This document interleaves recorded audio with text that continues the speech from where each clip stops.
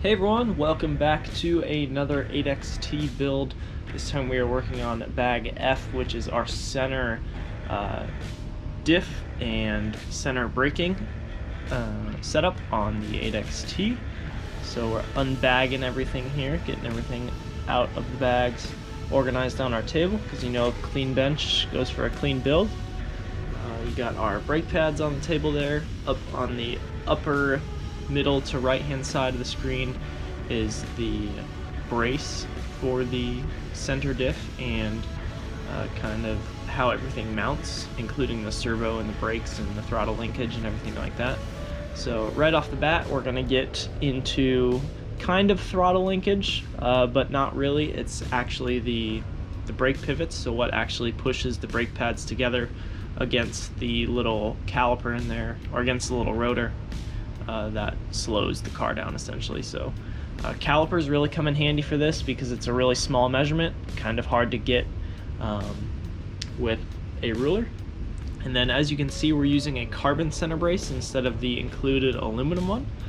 This is because the carbon brace transmits less heat. So this right here would probably be my first upgrade that I would recommend for you guys to do. Is if you're running nitro, running that aluminum brace transmits a lot of heat to your servo. So I would recommend using this carbon brace. It is a little expensive, but it's definitely going to save an expensive servo that you have in your truggy. It's going to transmit a lot less heat to that servo and keep it a lot cooler than that aluminum one will.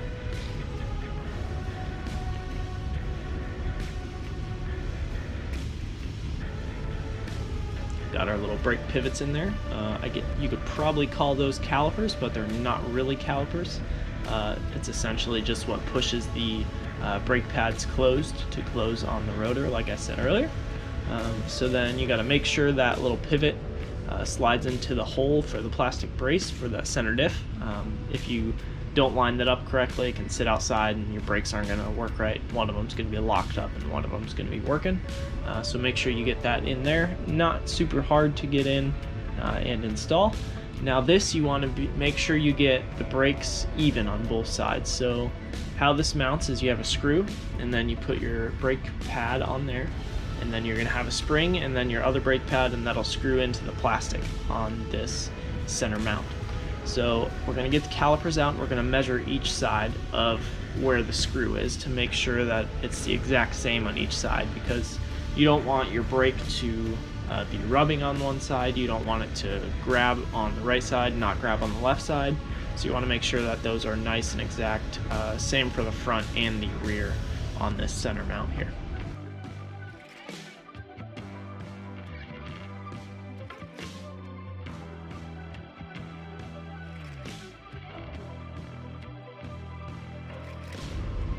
Again, just getting those measurements correct. Now you can measure from the outside, you can measure that whole thing like I was, or you can measure just the inside.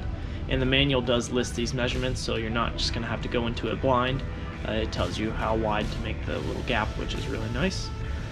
Got everything installed there. Now we're going to move on to, I believe, yes, this is what the rotors are going to kind of rest in. It's a little guide.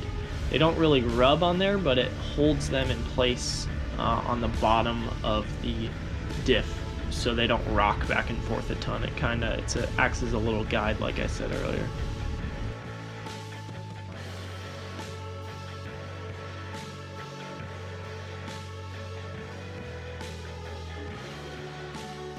So we're going to spray our rotors off with motor spray. We want to get all of the gunk off of them, and then they're going to slide right onto that center diff, and center diff just pops in there. The rotors go in between the pads. Obviously that's how they're going to stop and slow down.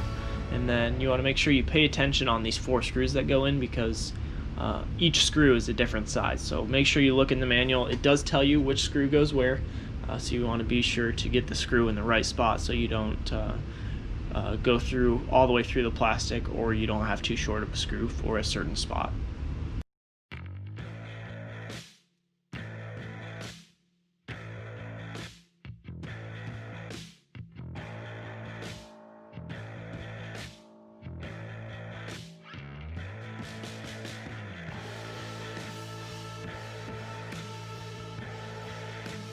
Now, got all of that screwed in nice and tight, making sure our brakes are working just by pulling the little levers that the throttle linkage will attach to, making sure it all pulls and it stops, that sort of thing. Now, this is the air filter hanger. Now, if you were just using the aluminum mount, which is fine, that screw will actually just screw right into the aluminum center mount. But if you're using this carbon mount, you actually need to have a little nut that you can put the screw on. So I would recommend actually putting this air filter hanger on before you put the center diff inside the mount, because you can actually get in there with a 5.5mm nut wrench instead of using needle nose like I am, because I wasn't able to get in there because the center diff was in the way. Not a big deal, just something to look for in the future if you plan on doing this build.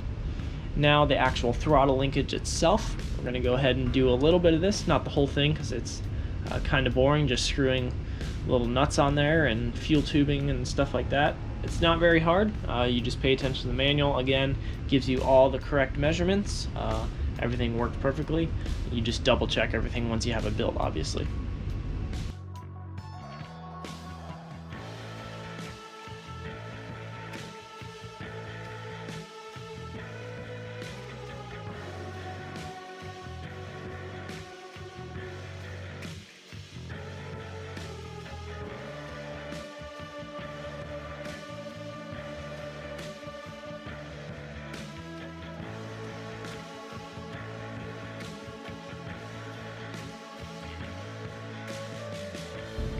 Now, one nice thing you're going to see here in a second is that the ball cup for the throttle linkage, the actual throttle linkage, you can actually use the TLR turnbuckle wrench to turn that on a lot easier instead of just using pliers.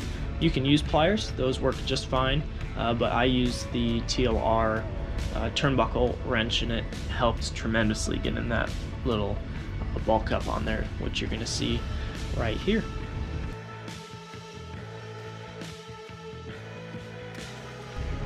So skipping ahead a little bit here, we're going to get this all installed onto our aluminum servo horn. Now, one thing you do want to make sure of here is not to crank this screw down. This needs to be a nice freely moving throttle linkage. You don't want it to be tight and stiff. You want to make sure that everything moves freely. It can fall under its own weight. That's just so that the throttle linkage doesn't bind up in the middle of a race, or it's going to put less stress onto your servos and your carburetor for your engine. Alright, moving on to our servo. We're using a Spectrum 6290. This is their high-speed servo, using the same one for their throttle and for the steering. So we're going to get that all set up. Now, personally, I like to use the grommets on the servos just for nitro. I don't use them for electric vehicles. I use them for nitro because there's a lot of vibration in a nitro car, and the rubber grommets take away a lot of that vibration from the servo. It's just one more safety thing that you can use, and it's also going to resist more heat. Like I said earlier with the carbon brace, putting these rubber grommets on is also going to help deflect more heat from the servo. So it's just one tip that I like to do for my servos. Not a lot of people use them, but they're actually pretty helpful.